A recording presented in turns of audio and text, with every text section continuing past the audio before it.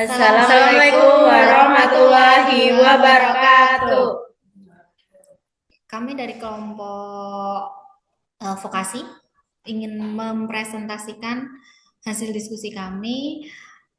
Saya sendiri, Desi Syaswana Dalila dengan nomor NPM terakhir 05. Saya Skardwi Pramesti Septiani dengan nomor NPM akhir 28. Saya Shirley Regina dengan nomor NPM akhir 37. Nah, kami akan mempresentasikan strategi pembelajaran make up untuk peserta didik tunarungu. Yang pertama akan dijelaskan oleh Shirley. Waktu dan tempat kami persilahkan.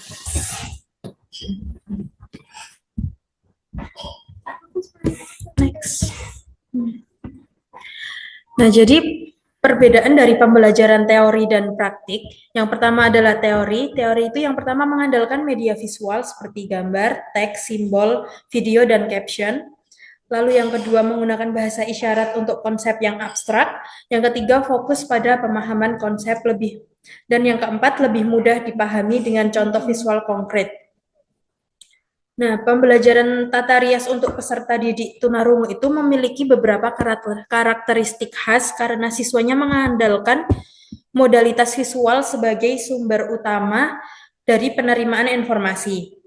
Nah, pada pembelajaran teori ini, guru bukan hanya memastikan informasi disampaikan melalui tulisan, tetapi melalui gambar, simbol, dan video yang mungkin mudah dipahami untuk anak-anak tunarungu. Nah, dalam pembelajaran teori itu, bahasa isyarat juga sangat membantu untuk mengkomunikasikan konsep-konsep abstrak seperti kebersihan alat make up, lalu fungsi make up, hingga konsep warna, dan peserta didik tunarungu itu akan lebih mudah untuk memahami teori jika guru menggunakan contoh visual yang konkret dibandingkan hanya penjelasan verbal saja. Next.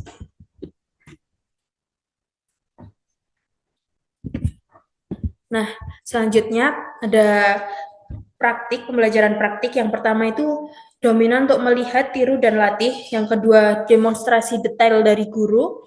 Lalu yang ketiga, instruksi melalui isyarat, kartu langkah, atau visual. Lalu yang keempat, penataan posisi duduk dan pencahayaan itu yang menjadi sangat penting. Nah, perbedaan dari pembelajaran praktik dan teori ini, pembelajaran praktik jauh lebih kuat penerapannya karena siswa itu dapat belajar melalui pengamatan langsung. Jadi mereka mengikuti setiap tahapan dari make up melalui demonstrasi detail yang disampaikan oleh guru. Lalu setelah itu mereka melakukan pendekatan lihat, tiru, dan latih. Nah, komunikasi saat praktik itu juga dilakukan menggunakan bahasa isyarat, kartu berisi langkah-langkah, kemudian instruksi visual. Nah, tantangan utama dari pembelajaran praktik ini adalah memastikan siswa itu benar-benar melihat instruksi dari guru sebelum mengerjakan sesuatu agar langkah yang dilakukan itu tidak salah. Sehingga pengaturan posisi duduk dan pencahayaan dan arah pandang itu menjadi sangat penting pada saat proses pembelajaran praktik make up ini. Baik, untuk materi selanjutnya akan dijelaskan oleh Sekar. Waktu dan tempat kami persilahkan. Kemudian ada perbandingan strategi itu ada 3, efektivitas, konteks, dan tantangan. Di mana efektivitas pembelajaran teori efektif bila disertai media visual berkualitas seperti poster anatomi wajah, alat make up, tabel warna, dan video tutorial dengan caption besar. Teori membantu siswa memahami konsep dasar sebelum terjun ke praktik. Yang efektivitas kedua itu ada pembelajaran praktik jauh lebih efektif untuk tunarungu karena mereka cenderung cepat menyerap keterampilan manual melalui observasi dan tiruan. Praktik memungkinkan siswa mengetahui tekstur, teknik, sentuhan, kuas, kekuatan tekanan, dan urutan langkah serta secara nyata. Kemudian yang kedua ada konteks. Teori dari konteks pembelajaran digunakan untuk memberikan pemahaman awal mengenai kebersihan alat make up, fungsi kosmetik, eh, teknik dasar pewarnaan, dan keamanan kulit. Yang kedua itu praktiknya. Pembelajaran praktik digunakan untuk mengaplikasikan konsep tersebut secara langsung seperti membersihkan wajah, mengoles foundation, membentuk alis, mengaplikasikan eyeshadow, hingga menyelesaikan look make up natural. Next. Next.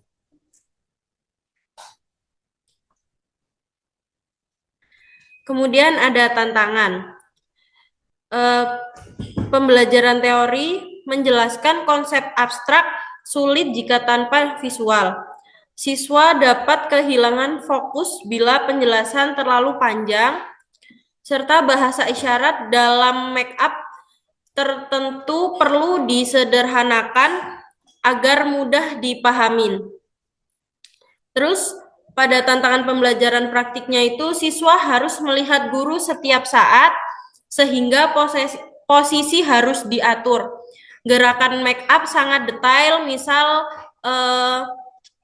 ngeblend, sehingga guru memerlukan waktu memberi umpan balik ke tiap siswa. Kemudian kesalahan kecil seperti ketebalan pada pengaplikasian foundation atau bentuk alis, kadang ada yang tebal, ada yang kayak nggak seimbang antara kanan dan kiri, dapat terjadi jika siswa tidak melihat contoh secara lengkap. Kemudian ada kompetensi kejuruan yang dipilih itu pada bidang tata rias. Unit kompetensinya make up dasar untuk tampilan natural. Kemudian ada capaian pembelajaran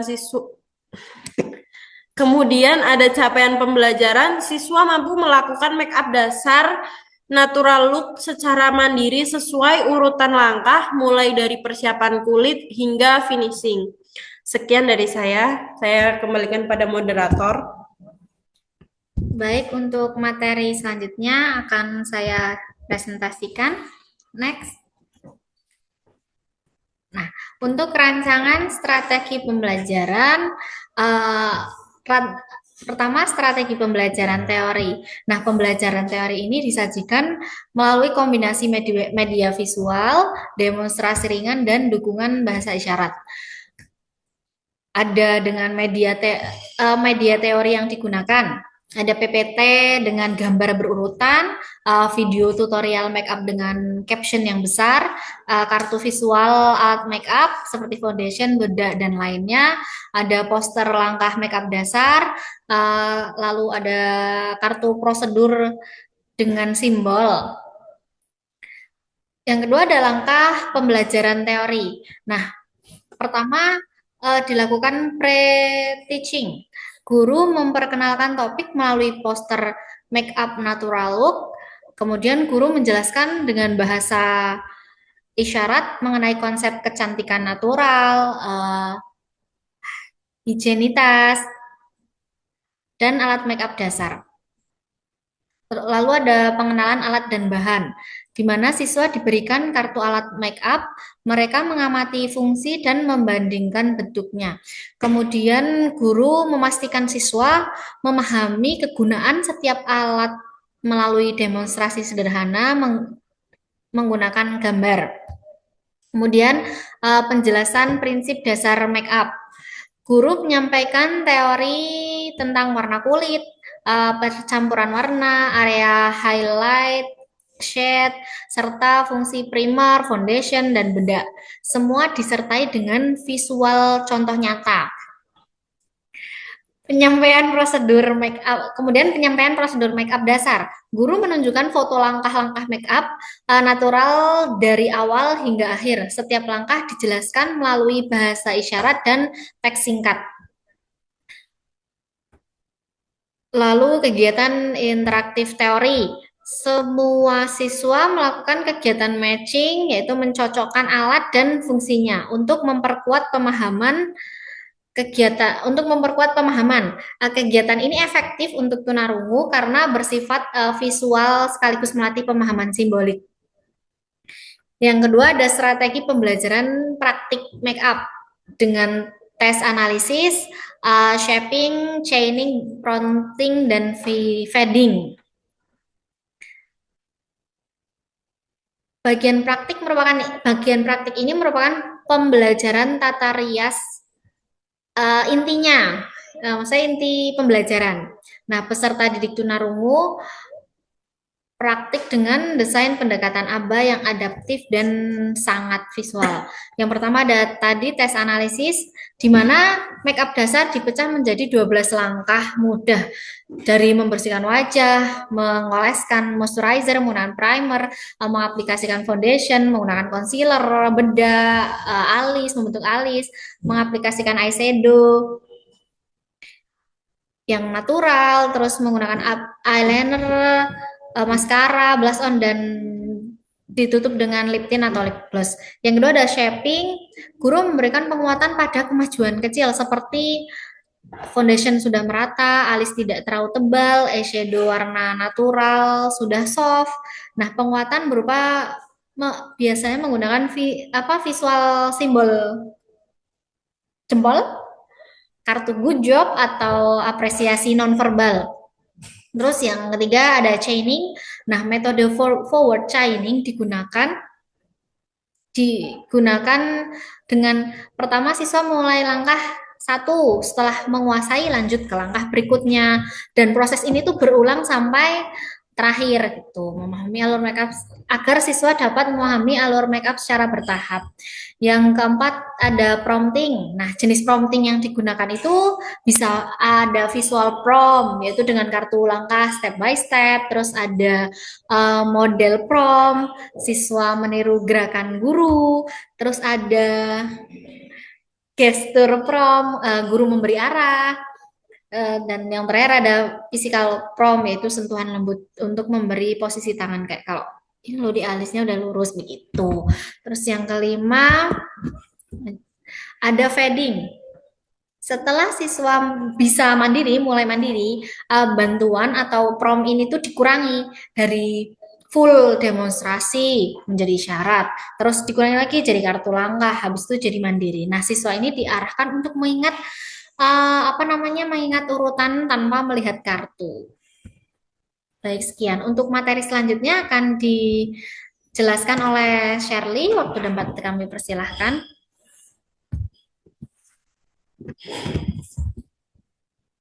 Selanjutnya ada akomodasi dan modifikasi. Nah, yang pertama ada instruksi tertulis besar dan jelas.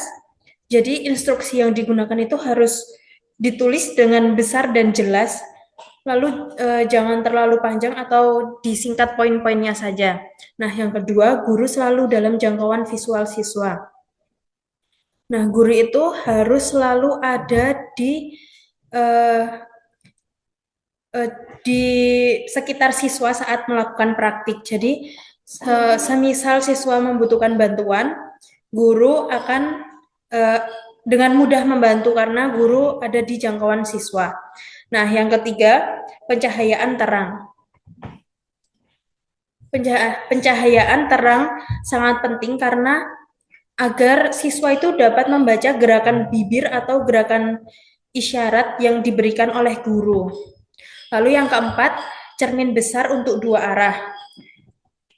Jadi untuk guru dan siswa, menggunakan cermin besar agar siswa itu dapat melihat diri sendiri dan guru sekaligus, jadi memudahkan pandangan siswanya. Lalu yang kelima, waktu praktik diperpanjang jika perlu. Nah, waktu praktik itu bisa ditambah bagi siswa yang masih membutuhkan pengulangan. Nah, yang keenam, media kontras untuk memudahkan visual tracking. Nah, media pembelajaran ini dibuat dengan berwarna kontras untuk memudahkan visual tracking dilakukan. Sekian, saya kembalikan ke moderator. Baik, terima kasih. Cukup sekian presentasi dari kami. Wassalamualaikum warahmatullahi wabarakatuh. Dadah, sampai jumpa.